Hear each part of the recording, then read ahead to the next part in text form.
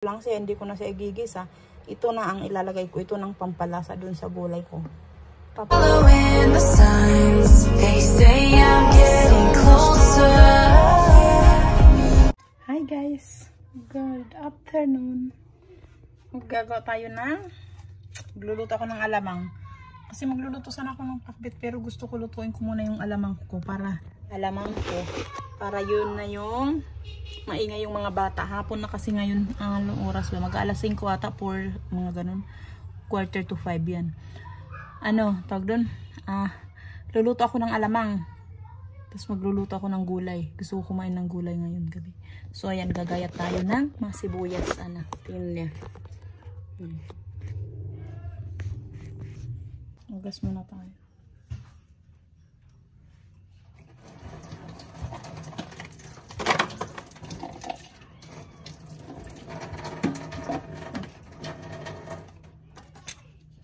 Tapos ito na sibuyas. Ito na sibuyas, dalawa lang. Kaunti lang lulutuin ko guys, alamang. Gusto ko lang i-share sa inyo na ganito ako magluto ng alamang.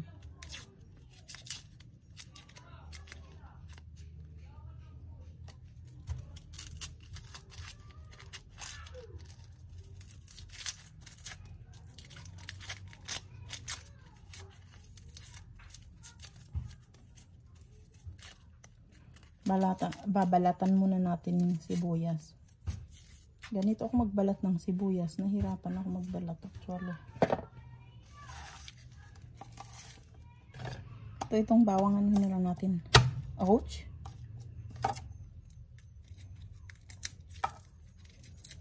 Maliit ang kutsilyo ko. Kung ito malaki, ito ang ko, bibili nga ako ng malaking kutsilyo. Katulad ng kutsilyo doon ni na Roslyn. Kabila. Gusto ko maraming bawang.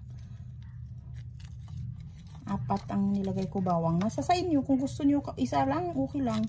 Kung gusto niyo din na huwag ka na magbawang, okay lang din. Ako gusto ko lang lagyan ng bawang kasi parang di ba yung garlic gusto ko pa nga maraming bawang. Kasi yun na lang ang bawang ko dito.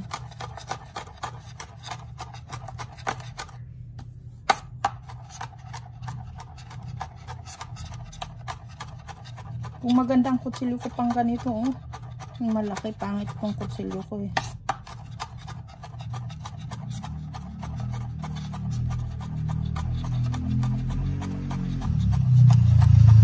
Gusto ko maliit yung bawang. Dapat inano.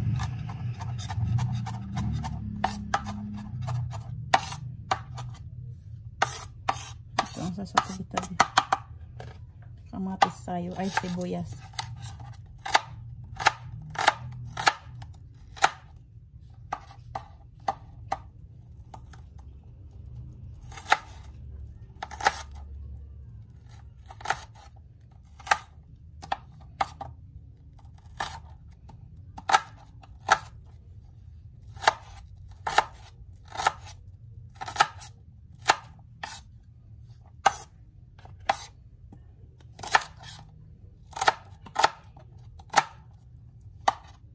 Yung hiwa ng mga ganito, bahala kayo kung ano gusto nyo.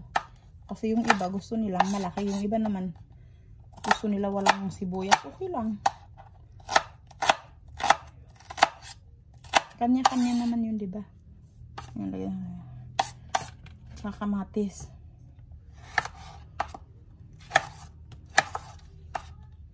Kamatis na, nadudurog naman yan. Tsaka itong kutsilyo ko. Purol.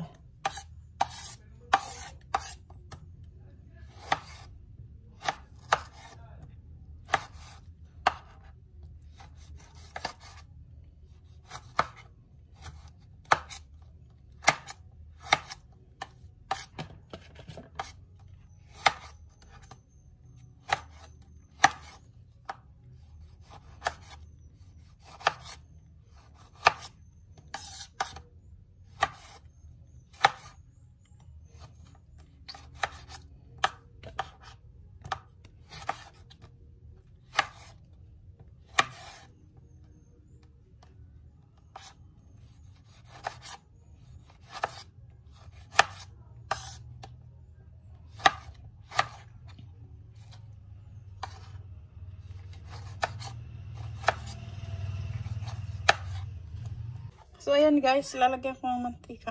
Konti lang.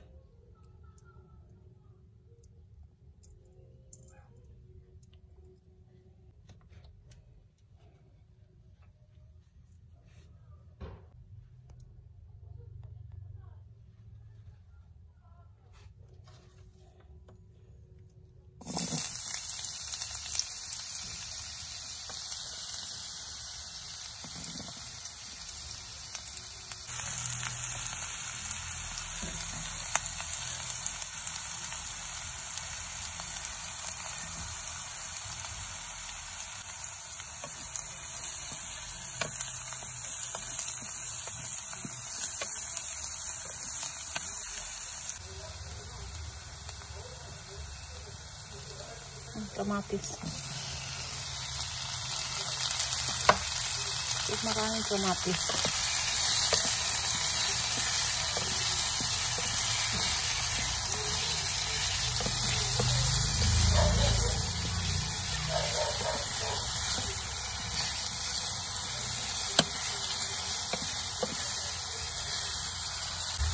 Tapos yan, lalagay ko na guys yung aking alamang o ito.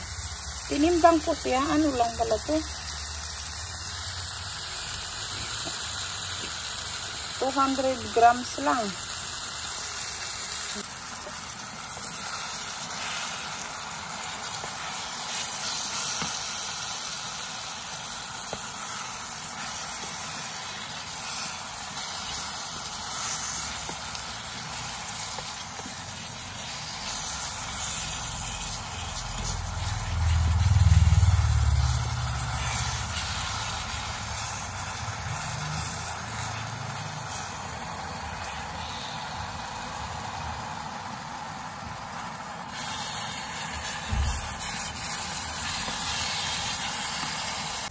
So, ayan guys, lalagyan ko na siya ng suka ngayon. Hindi ko na sinusukat, basta tinatansya ko lang siya. Ayun sa panlasa ko.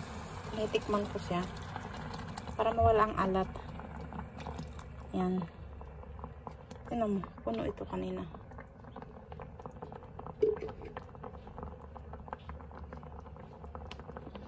Yan lang natin. Tapos lalagyan ko na siya ng asukal. Itong asukal ko, pag ganito guys, pangkain lang, tinatansya ko lang siya, hindi ko na siya sinusukat. So, pinapakita ko lang sa inyo. Ito yung parang dark na brown. Kasi may parang segunda na hindi mapula. Gusto ko sa alamang ko, gusto ko yung parang mapula as in. Yan, palahatiin ko itong 1/4 na to. Itong 1/4, tinimbang ko, hindi nga sakto ng 1/4. 218 grams lang. Tapos yan na. Binili ko lang sa palengke yun. So, hayaan ko. Titikman ko na lang. Tingnan nyo. Mamaya ano pa yan. May recipe din ako nito nung dati nagtitinda ako ng alamang. Noon. Maramihan niluluto ko. Mga tatlong, hindi naman sobrang dami, kakaunti, mga 3 kilo lang. Pero pag pangkain, ganyan. Ay, wala pala akong sili.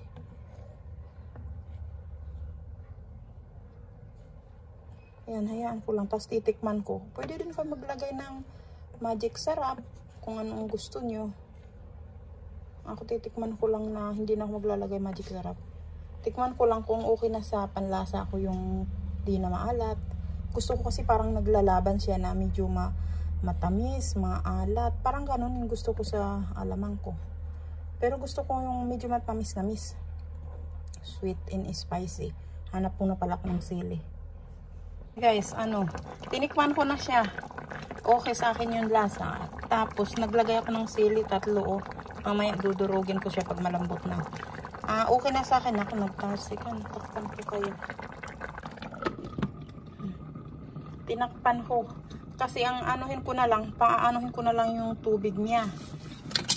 Pag medyo konti na lang yung tubig niya, yun, okay na. Luto na yun. Hindi yung tubig, yung parang suka kasi yun eh. Pala, tarsik. So, yun. Kasi marami pa eh. Okay na ang lasa sa akin. So, para mabawasan na muna yung parang sauce. Matubig pa siya.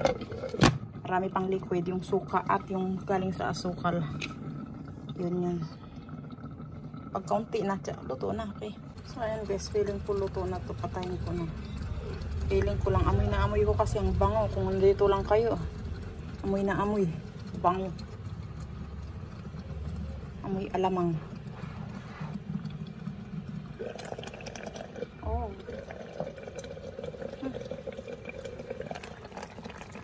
Wow.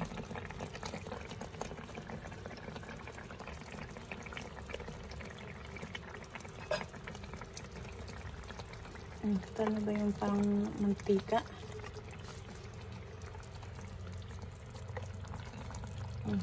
Okay na to.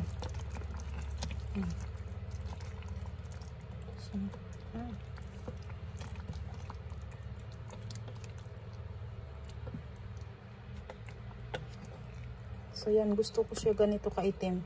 Tinikman ko na siya. Ganun lang ako, tikim-tikim. Pero kapag ito paninda, hindi ko nilalagyan ng kamatis guys. Actually wala lang, ano lang. Pag paninda ang ginagawa ko, diretso ko lang nilalagay na alamang. Kuluan ko muna ang alamang. Tapos parang, ito kasi pangkain, tapos kakaunti lang naman ito. Pangkain lang, so, mangga na lang. Gusto kong ganitong, tinan mo. Yung ganitong guys, ano tawag doon? Yung ganitong guys na color. Alam nyo yan? Mangga. Nasana ang mangga. Kulang yun. Hindi uso ngayon ng mangga. Yung sili, yan yung kanina nilagay ko 3. Yan. Itong sausawan ko sa ano. Sarap niyan. Bango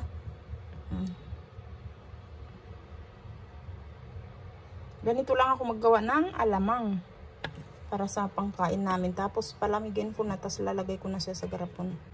Yun. Pag nagpakabit ako, yun ang ilalagay ko lang siya. Hindi ko na siya igigisa. Ito na ang ilalagay ko. Ito ng pampalasa dun sa gulay ko. Papakabit sana ako ngayon maya-maya. Tanga ko pagkaano nito. Bango. So, ayan.